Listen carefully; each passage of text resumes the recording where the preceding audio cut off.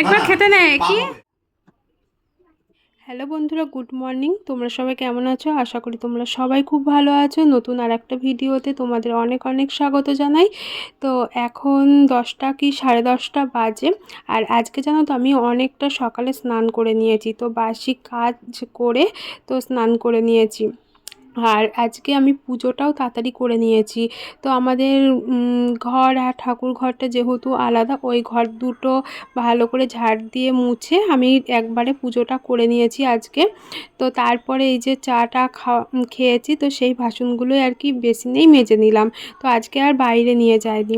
তারপরে এই যে চলে আসলাম বিছানা তুলতে। তো আজকে আর সকাল সকাল বিছানা তোলা হয়নি, তো সেই জন্য আর কি তোমাদের সঙ্গে শেয়ার করতে পারছি।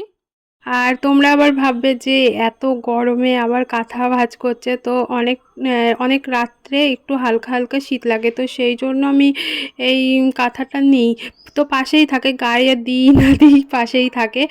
আর এদিকে আমার সকালের টিফিন করা হয়ে গেছে, আর অপু তো দোকানে চলে গিয়েছে। আর জানোই তো, অপু যতক্ষণ আর কি দোকানে না যাই সব কাজকর্ম আর হয় না।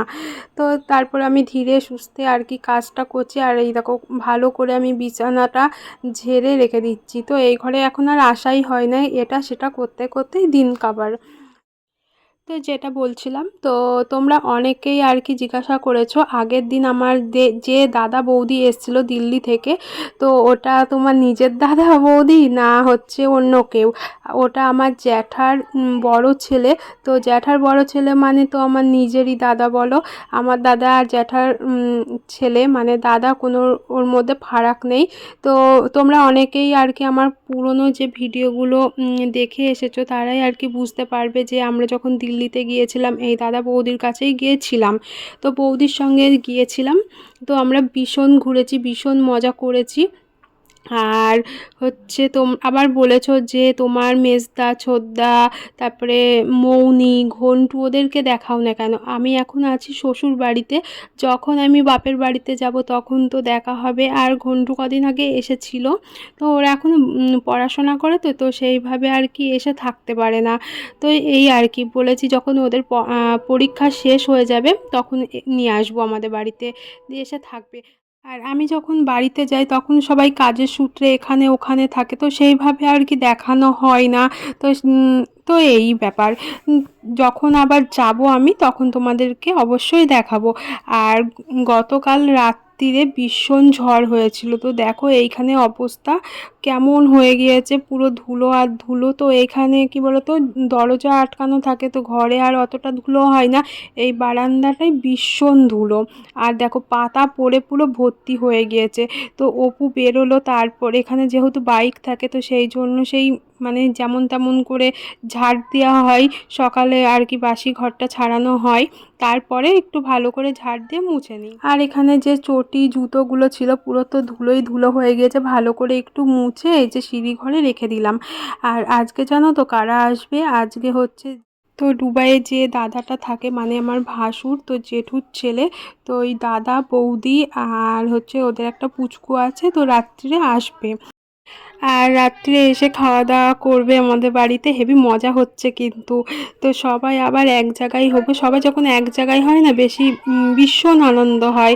আর আগের বার যখন এসেছিলো তখনও তোমাদেরকে দেখিয়েছিলাম আমাদের বাড়ি খাওয়া দাওয়া হয়েছিল, রান্না করেছিলাম আমি। তো ভীষণ মজা হয়েছিল। আমি লেখাপড়া করি বল, তাহলে আটকে যাবি, তখন আর বেরোতে পারবি না। তখন কি হবে? সে মনে আছে তো, ঘরের মধ্যে আটকে গেছিলিস, সে তোদের ঘরে, সে মামা। হ্যাঁ, মুখ ধুতে গিয়ে সেই তুই কাঁদছিলি, সে দড়ি দিচ্ছিল, মনে আছে? মামা গিয়ে সেই খুললো। আমি তো শুনিনি। হ্যাঁ, মাহি আটকে গেছিল ঘরের মধ্যে না মাহি? আমি তো শুনিনি। যে ভ্যা ভ্যা করে কাঁদছিল, ভেড়ার মতো কাঁদছিল, ভ্যা ভ্যা করে কাঁদছিল ভেড়া। সেই বলে না, অমন বলতে নেই, ভেড়ার মতো কান্না করে। এখন বাজে 9টা, তো 8টার দিকে ওই যে দাদা এসছে মানে আমার ভাসুর, তারপরে বৌদি এসেছে। তো এখানে এই যে রান্না বান্না করছি মাংস, তো দিদি এসে মশলা টশলা সব গুছিয়ে দিয়ে গেল। আর এই যে মশলাও করে দিয়ে গিয়েছে, এবার শুধু আমি করব রান্না, তারপরে হবে ভাত হবে। এই যে পেঁয়াজটা ভাজছি, মাংসটা করব আর ভাত বসাবো একটু পরে। আর তোমাদেরকে তো সকালে বলেছিলাম ওই যে দাদা বৌদি আসবে, তো হচ্ছে ও বিকালে গিয়ে বাজার থেকে মাংস এনে রেখে দিয়েছিল। তারপরে সন্ধ্যাবেলায় ওরা আসলো, তখন এই যে মাংসটা ভালো করে বাছাবাছি করে দিদি মশলা করে দিয়ে দিল। তো আমি এদিকে রান্না করছি আর হবে ভাত। তো ভাত একটু পরে বসাবো, ওরা একটু পরে খাবে আর আমরা অনেকটা লেটেই খাই, 10:30 11টা বেজে যায়। তো তারপরে It's my life. Smile up করাচ্ছি।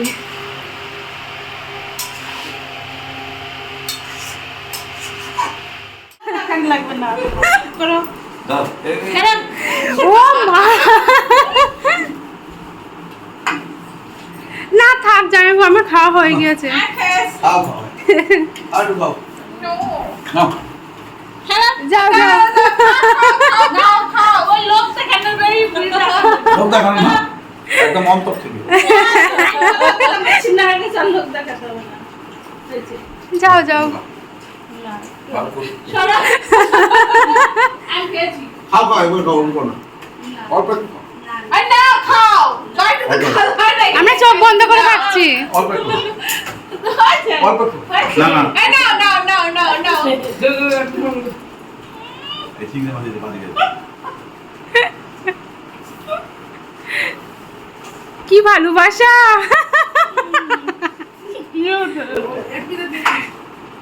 একদম করে পাবো পাইতে মারো একবার খেতে নেয় কি ঠাকুরের পাপ দেয়, হ্যাঁ এখন খুব ব্যস্ত পাপ দেওয়ার জন্য কি জানি তোমাদের এখানে ভাগ করে আসবে হ্যাঁ এটা মানে তিনবার খাইতে না তিনবার চারবার খাই দেবে কেন এইরকম কেন?